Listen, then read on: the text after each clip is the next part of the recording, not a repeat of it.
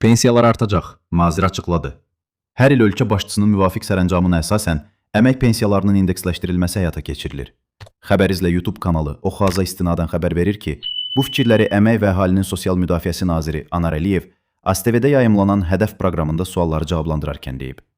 Nazir vurğulayıb ki, 2026-cı ildə də 1,1 milyon vətəndaşın pensiyalarının indeksləşdirilməsi nəzərdə tutulub.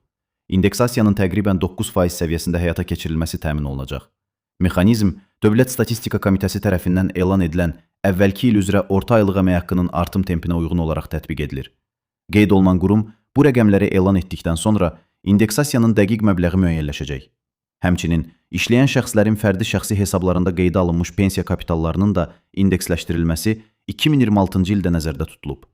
Anar Əliyev vurğulayıb ki, 2026-cı ildə də əhalinin aktiv məşğulluq tədbirlərinə cəlb olunması həm nazirlik, həm də Dövlət Məşğulluq Agentliyi üçün əsas prioritetlərdən biri olacaq. Agentlik 2026-cı ildə 400 minə yaxın şəxsin aktiv məşğulluq tədbirlərinə cəlb olunacağını proqnozlaşdırır.